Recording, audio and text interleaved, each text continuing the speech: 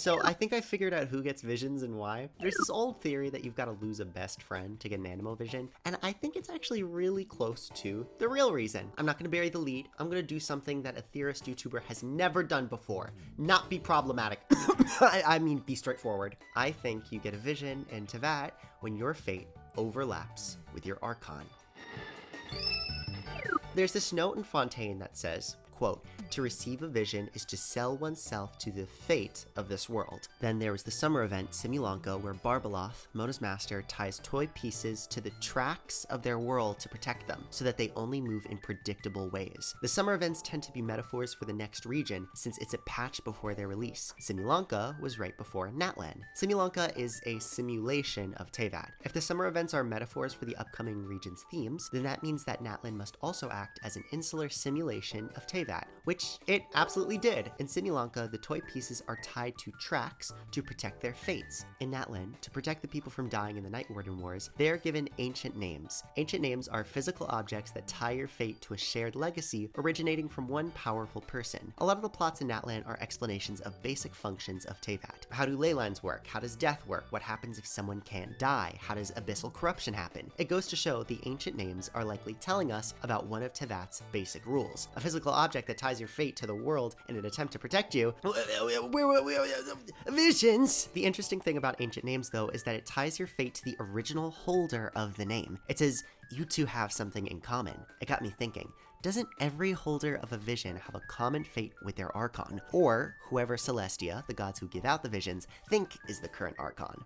I'll give an example. Mahuika is the first actual human Archon. Archonhood in Natlan is passed down from person to person. Every single Pyro vision user has their ambition passed down from someone to them. Amber became an Outrider in honor of her grandfather. She gets a Pyro vision. Aureliquino became the head of the House of the Hearth after killing her father. She gets a Pyro vision. Dihia became an Eremite because of her adopted father. Pyro vision. Hu Tao became the director of Wengshun Funeral Parlor after her grandfather died. She gets a Pyro vision. The way that Mahuika gets her divinity, her fate, is the same as every person who has a Pyro vision. And then I realized this same logic applies to every other vision too. So I made a formula for receiving visions. I'll give an example. To be a Pyro Archon, you must be someone who has been passed down the torch of Archon. Then to find out what all vision holders of that element have in common, make Archon blank and fill in their ambition. For example, Dihia, someone who has been passed down the torch of Eremite. Hu Tao, someone who has been passed down the torch of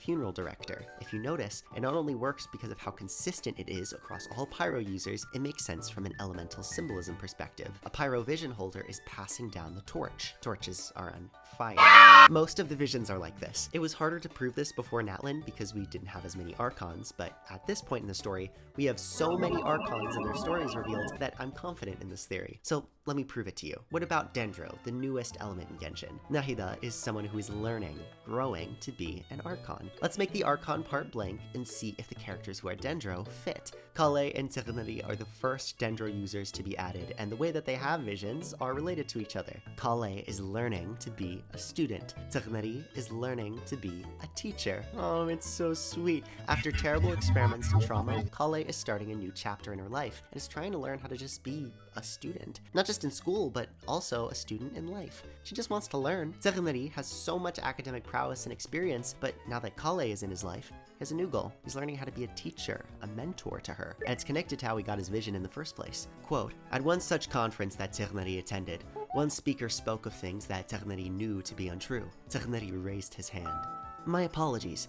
If I may interject." The researcher on stage was at first a bit shocked to hear his gentle voice, but reacted swiftly and invited him to elaborate. As it turned out, Tirnari had done the right thing. The speaker, after having processed enough of the information, accepted his corrections earnestly. And once their exchange had ended, other students and teachers in attendance would also speak in their turn, leading to new research angles opening up for the topics discussed at the conference. Once the whole incident was over, Tirnari would heave a sigh of relief. That was a fortunate, no, indeed, a joyous thing that those who studied alongside him also accorded knowledge the gravitas it deserved. But he had not yet counted on something still more fortunate and joyous to occur. When the meeting ended and Tirnari stood to leave, he heard a crisp, clear clink. Lo and behold, a vision rolled off his garments and onto the chair below. By starting his journey of being a teacher, teaching the people in this conference, he had received acknowledgement from Celestia, and his fate had been bound to Nehidas, who is learning to be an Archon in the same way he was learning to be a teacher. Kirara is really interesting because she's learning to be a human. She's a yokai. She started off her life as an animal, but over time she grows curious about the human world and wants to learn more about it. She becomes a delivery girl and works with Yaemiko to learn how to be human in this human world. Yao Yao is really interesting. She's learning how to be a child. Yao Yao was raised by Adepti and constantly acts like an adult, even though she's the youngest person ever. For example, when she hangs out with Shengling, who is older, she's so mature she makes Shengling feel like the junior. I'm older, so I'd always seen myself as the senior chef out of the two of us. But sometimes, I'm really not so sure. Now that Yao Yao has left the mountains for Liyue Harbor, living amongst humans, she's learning to be a child again after living like a monk. There's an interesting pattern with Dendro visions. Usually, they're learning to be something they already are. Nahida is already an Archon, but she feels as though she must learn to be one. Yao Yao is already a child. Kale is already a student. Zikhnari is already a teacher. They are all growing into something that they already are. So, if Dendro is the element of growth, then what about its opposite, Geo? Zhongli is someone who will forever be an Archon. And it's true, even if he's not actively ruling Liyue anymore, he's still alive. He's still watching over the city, and he's the oldest living Archon. Then a Geovision holder is someone who will forever be their ambition. Chiori, my beloved, is the best example of this. She will forever be a fashion designer. Despite her masters in Inazuma constantly doubting her work, despite fashion critiques targeting her in Fontaine, she has never stopped doing what she loves. And it makes sense. Geo is the element of the stone. What represents stone better than the ideal of forever enduring? Something I noticed in Natlan is the other regions were way more evasive with the way that an ambition connected to a character's vision. But Natlan is very straightforward. Like, it's trying to be upfront with how visions work in the nation where visions are actively being explained. If Geo is about constant endurance, they make a Geo character named Kachina who gets an ancient name, Uthabiti, which means resilience. Kachina is someone who will forever be trying. In the beginning of her quest, she is constantly doubted by the people of Natlan, but she keeps on moving forward despite every setback, and eventually, she earns the respect of her people. Geo is the element of endurance. Yunjin will forever be an actress. Ito will forever be innocent. Shilonen will forever be laid back. Electro is really interesting. You know how there's a space between thunder and lightning? There's a distance between the two, even though they are one and the same. I think Electro is the element of people who are separated from the world because of their ambition. Ace separates herself from the world in the plane of Euthymia because of her Archonhood, because of her ambition to protect the people of Inazuma. She's the most dramatic example. She has separated herself onto another plane of existence in pursuit of her ambition. Every other Electrovision holder follows suit. Fischl separates herself from the world because of her fantasy. She is constantly LARPing. She has separated herself from the real world and lives her life as if she's in her favorite book. You know, like a weeb. Natlan, as always, is very upfront with its visions. Auroran is separated from his world, his community, the Masters of the Nightwind, because of his soul. Auroran has an incomplete soul that was originally going to be used to fix a problem with Natlan's ley lines, but after it failed, he moved away from the Nightwind to live alone on a farm. After Dory's sister died, she separated her connection to the world to become a ruthless business merchant, so that she would never be so poor that she couldn't protect what she loved. Electro is the element of separating oneself from what means the world to you, in pursuit of your ambition or yourself. Chat, we're almost halfway done with the vision theory. Do you like it? Haha. Hydro is interesting because it's a good reminder that Celestia plays a part in the distribution of visions. They are tied to the fate of whoever Celestia thinks is the current Archon. Hydro vision users act like Furina, Focalors, and Egeria, not like Nouvelette. The Hydro vision is the vision of actors. You must be someone who plays the role of your ambition. Furina is someone who plays the role of an Archon. She's not an Archon at all, she's a human. But her ambition to act like an Archon is so strong that it deceives the gods. This acting and deception is a theme found in every single Hydro user. Kokumi plays the role of a divine priestess, even though she embodies no divine priestess qualities. Empathy is not a natural quality of her. She's not one for religious duties. She's much more accustomed to being a genius tactician, but for the sake of her country, she must act as both. Natlan, the straightforward region as always, has Moalani. Moalani acts as a guide. To be a tour guide is to constantly act like your home is something new and exciting, even though it is completely mundane to you. She's also the only playable Hawaiian-inspired character in this game, and I just think it's interesting that you could interpret her acting as a tour guide out of necessity rather than pleasure, due to the economic climate of Natlan. Not that that has any parallels. Siegewein is someone who acts as a nurse, despite her lack of humanity. Before the Fortress of Meripede, she acted like a human in order to heal her best friend, due to the prejudice towards Melusines in Fontaine. Yelan acts like any manner of identities to fulfill her duty as a spy for Liyue. Kendake acts as a fierce guardian of Aru village, in spite of her gentle maternal nature. Dahlia acts as a deacon for a god who, to most, is lost to the wind, but to Dahlia, is actually his drinking buddy. When asked how Dahlia got his vision, he says, "Perhaps fate smiles on those who are most diligent?" He gave Victoria a wink and flashed her a cryptic smile. When asked how one gets a hydrovision, the hydrovision user lies, which, despite everything, is the answer itself. Water takes any form, just like the hydrovision user. Speaking of the mouthpiece of Venti, let's talk about Anemo, why don't we? Hydro is the element of taking any form by acting, by being flexible. In contrast, I think Anemo is the element of complete lack of form. Shapeless like the wind, Venti loses everything except for his Archonhood. He loses his friend, his country is brought to ruin in a revolution, old Mondstadt turns into this. Dvalin is corrupted, and at the end of it, he is left with his fate, Archonhood. Anemo vision holders are people who lose everything except for their ambition. Chaska loses her sister, her birth parents, her humanity due to being raised by cuckosaurs. She even loses herself because of abyssal corruption. At the end of it, she's left with her ambition, to be a peacemaker in spite of a complete lack of peace in her life. Faruzan quite literally loses everything. She is trapped in a dungeon for a century, and after leaving, completely displaced in time, she is left with only her ambition.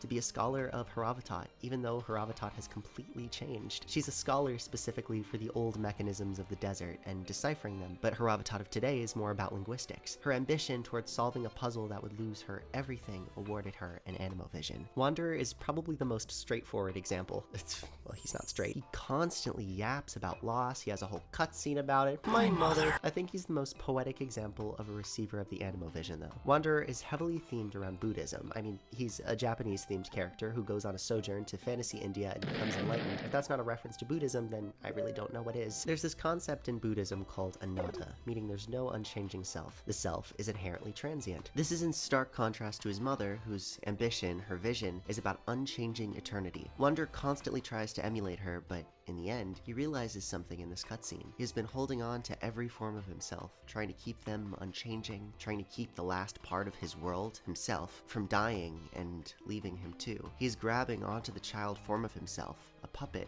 trying to keep that ambition unchanged, but he realizes that there's someone grabbing onto him too. His previous incarnation, the Balladeer, a Fatui Harbinger. The self that he's been trying to keep unchanged has already changed, which is to say, there is no self. He has nothing. In this moment, he has truly lost everything. By losing everything, by realizing he himself is formless like the wind, can he find ambition? What is his ambition? Let me read you his vision story. In that instant, the wanderer could hear the wind's voice. He knew not whence it had come, only that it changed direction as if to greet him. In that instant, he beheld his own reflections, each one vivid, each one real, each one him, cowering in fear, pathetic in his agony, arrogant yet laughable, and they all coalesced into one body. To accept the past is to acknowledge its failings, to recognize that one is not but a coward who has achieved nothing, who has nothing.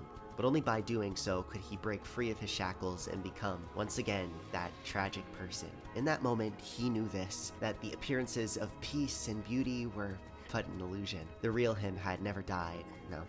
It lived on deep within his heart. As long as he still had a choice, he would tread the same course no matter how many times he did this over. As he moved like lightning itself, a blazing light came between him and the everlasting Lord of Arcane Wisdom, blocking its attack. His will and his choice had gained him the eye of the gods. The vision descended, and caught between bright light and darkness, the glittering ornament seemed almost like an eye on a smiling face, questioning him from afar.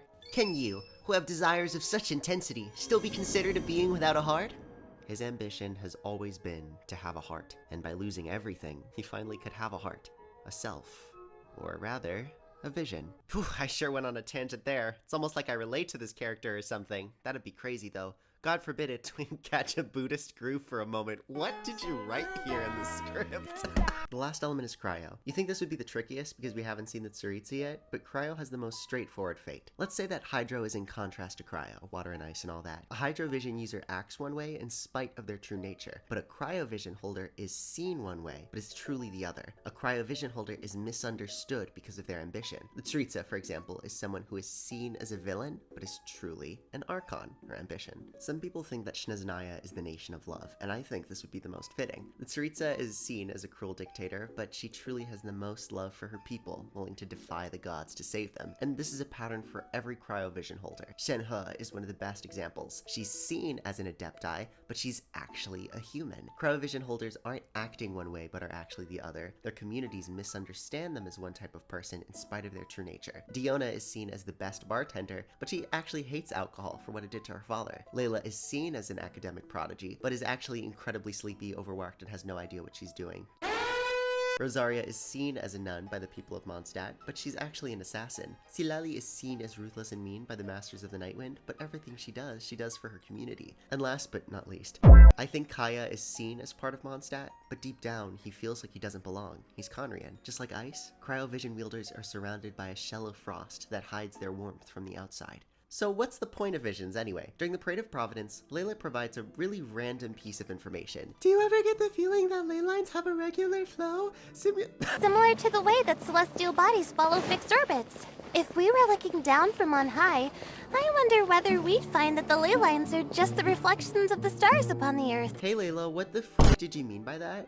Let's think about it for a moment. In Natlan, the ley lines are so weak that they aren't properly able to regulate death and ferry souls back into the cycle of rebirth. They aren't strong enough to protect people from dying in the Night Warden Wars. Instead, the ancient names are used to bind people's fates to the Night Kingdom, which acts as a replacement for the ley lines to protect them in death. If ancient names bind one's fate to the Night Kingdom, then a vision binds a person's fate to the ley lines. And ley lines are just reflections of constellations, right? Astrologists like Mona and Barbaloth use constellations to predict the future, or predict fate. And just like how Barbaloth keeps the toys of Simulanka safe by locking them onto the tracks, Celestia keeps the people of Teyvat controlled by locking their fates into constellations. The constellations will reflect onto the ley lines and determine the path of their life. In Simulanka, Barbaloth says that, "When that time comes, I shall dance and return the tracks beneath my people's feet back to the stars in the sky." At the end of the quest, they destroy the track system, allowing all people in Simulanka to live lives without the control of any prophecies. In the end, the people of Simulanka are allowed to truly live, instead of live out a predetermined fate. Barbaloth foretells that the tracks beneath her people's feet will return back to the stars in the sky. I think the tracks are symbolizing ley lines, the things that control life and death in Teyvat, mirror the constellations, the stars in the sky. And so, I think I know the fate of ley lines in Genshin. I don't think Celestia is necessarily using ley lines to protect the people of Teyvat. Think about why Simulanka exists. A group of extremely powerful MILF witches trying to figure out how Teyvat works by simulating it? Celestia has shown no plans of changing the system of fate in Teyvat, but a group like the Hexenzirkel, who seem to have figured out exactly how Teyvat works, might want to change things up. Plus, Nicole says something pretty schemy right here. My friends, of course, shan't be outdone. They will no doubt bring a magical charm to this edge of the world. Genshin's main inspiration is Gnosticism, the idea that the world is controlled by a false god. Genshin's main themes have constantly revolved around defying fate and the false gods. Then, what is the ultimate expression of defying fate? Well, it's to destroy fate. In life, we bind our lives to our idols. We bind ourselves to our career paths. We bind our career paths to the people who did it first. We are constantly following in the path of someone else, just like vision holders. And even the Archons themselves aren't the originators of their own fate. They're just following in the footsteps of the Dragon Sovereigns who they stole their authority from. We all have someone we're emulating. It gives our lives a sense of safety, like the toys in Simulanka. If you follow a track, you won't go off course. You won't get hurt. But what a miserable life that is. One of my favorite characters in all of Genshin is King Deshret, the Scarlet King. Something nobody knows about him is that he was gifted a Pyro vision by Celestia and refused it. He was insanely powerful and influential on Teyvat's history, all without a vision. I think there's a lesson in there somewhere. There are those that follow in the footsteps of an idol, and there are those that make the path itself. And maybe, to blaze a path, it doesn't matter if you have a vision, it doesn't matter if you have ambition. If you have the willpower to do something nobody's done before, then no matter what anyone else says, you have invented a power for yourself that defies fate. Defying fate. I think that's a little cooler than having a clear vision of your future. Hey, thanks for all the support on those last two videos. I read every comment, and seriously, they mean the world to me. I'm gonna keep making videos, and I can't wait to see where this goes. If you guys want to see more like this, please like and subscribe.